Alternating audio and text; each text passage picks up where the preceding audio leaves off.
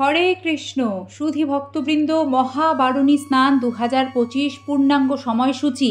গঙ্গা স্নানের শুভ সময় ভারত ও বাংলাদেশে গঙ্গা স্নান ও প্রণাম মন্ত্র, পন তীর্থ স্নানের মাহাত্ম্য, গঙ্গা স্নানের বিশেষ নিয়মাবলী আজকের পর্বের নিবেদন। আশা রাখি কৃষ্ণকৃপায় সকলেই ভালো আছেন। স্কন্দপুরাণে লেখা আছে যে চৈত্র মাসে কৃষ্ণা ত্রয়োদশী তিথিতে শতভিষা নক্ষত্র যোগ হলে সেই তিথি বারুণী নামে পরিচিত। এই তিথিতে স্নান করলে বহু শত সূর্যগ্রহণের জন্য গঙ্গা স্নানের যে ফল, সেই ফল লাভ করা যায়। হিমালয় কন্যা গঙ্গার অপর নাম বারুণী। বারুণী স্নান এখানে গঙ্গা স্নানেরই প্রতিরূপ। বাংলা সনে প্রতি চৈত্র মাসে শতভিষা নক্ষত্রযুক্ত মধুকৃষ্ণা ত্রয়োদশীতে এই স্নান অনুষ্ঠিত হয়।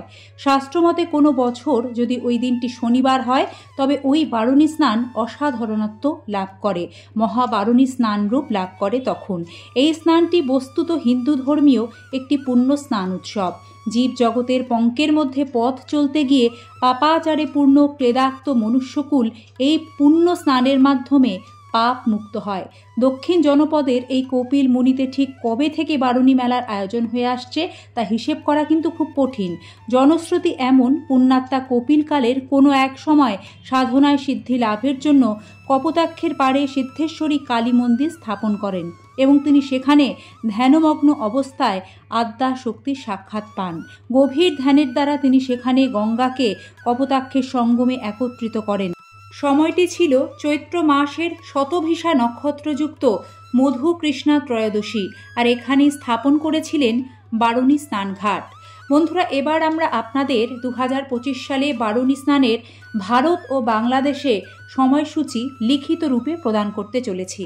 ভারত সময় অনুসারে বারুণী স্নান অনুষ্ঠিত হবে বাংলা 13ই চৈত্র 1431 বঙ্গাব্দ, ইংরাজি 27 মার্চ 2025 বৃহস্পতিবার।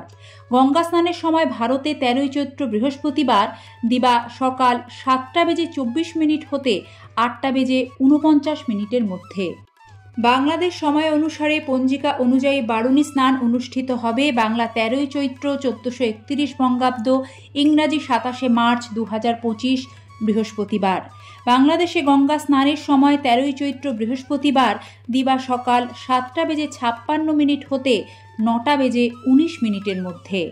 বারুণী স্নান এবং পন তীর্থধাম একে অপরের সাথে অঙ্গাঙ্গিভাবে জড়িয়ে রয়েছে, তাই বারুণী স্নানের আলোচনায় পন তীর্থধাম সম্পর্কে আলোচনা না করলে অপরাধ হয়। বন্ধুরা, আমরা শ্রবণ করব পন তীর্থধাম মাহাত্ম্য। সব তীর্থ বারবার, পন তীর্থ একবার। সুনামগঞ্জ জেলার তাহিরপুর উপজেলার অন্তর্গত জাদুকাটা নদীর তীর। এই জাদুকাটা নদীর আগের নাম ছিল রেণুকা নদী। পবিত্র এই স্থানটি সনাতন ধর্মাবলম্বীদের কাছে তীর্থস্থান হিসেবে বিশেষ মাহাত্ম্য বহন করে। স্থানটি পনতীর্থ ধাম হিসেবে সর্বজন পরিচিত। শ্রী শ্রী চৈতন্য মহাপ্রভুর পার্ষদ মহাবিষ্ণুর অবতার শ্রীল অদ্বৈত আচার্য ঠাকুরের আবির্ভাব স্থল বা লীলাভূমি এই পনতীর্থ ধাম। অদ্বৈত আচার্য ঠাকুরের মূল আবির্ভাব ভূমি বাদাঘাট ইউনিয়নের নবগ্রামে। নবগ্রাম ছিল লাউড় রাজ্যের প্রাচীন শ্রীহট্টের একটি রাজ্য, লাউড়ের গড় এলাকা, কিন্তু নবগ্রাম নদীগর্ভে বিলীন হয়ে গেছে বহু আগে। বর্তমানে অদ্বৈত আচার্য ঠাকুরের যে মন্দিরটি রয়েছে তা জাদুকাটা নদীর তীরবর্তী লাউড়ের গড়ের পাশের রাজারগাঁও গ্রামে। অদ্বৈত প্রকাশ গ্রন্থে পনতীর্থের মাহাত্ম্য সম্পর্কে বলা হয়েছে, অদ্বৈত আচার্য প্রভুর বৃদ্ধা জননী নাভা দেবী একদিন রাত্রে স্বপ্নে দর্শন করেন যে তিনি সমস্ত তীর্থ জলে স্নান করছেন। ভোরবেলা স্বপ্ন ভেঙে ধর্মশীলা নাভা দেবী স্বপ্নের কথা চিন্তা করে বড়ই বিমর্ষ হয়ে পড়েন, কারণ চলার মতো এই অযোগ্য দেহ নিয়ে কিভাবে তিনি গঙ্গা স্নান করতে যাবেন। অদ্বৈত আচার্য প্রভু মায়ের এই বিমর্ষতার কারণ জিজ্ঞাসা করলে তাঁর মা তাকে স্বপ্নের কথা জানান এবং এই চলার অযোগ্য এই দেহ নিয়ে তীর্থযাত্রা তাঁর জন্য বড়ই দুষ্কর সে কথাও জানান, যার জন্যই তিনি বিমর্ষ। মায়ের তীর্থ স্নান করার অভিলাষ এবং বিমর্ষতার কথা চিন্তা করে শ্রী অদ্বৈত আচার্য ঠাকুর পণ করলেন যে এই স্থানেই তিনি সমস্ত তীর্থ অর্থাৎ সপ্ত গঙ্গার আবির্ভাব করাবেন এবং মায়ের অভিলাষ পূর্ণ করবেন।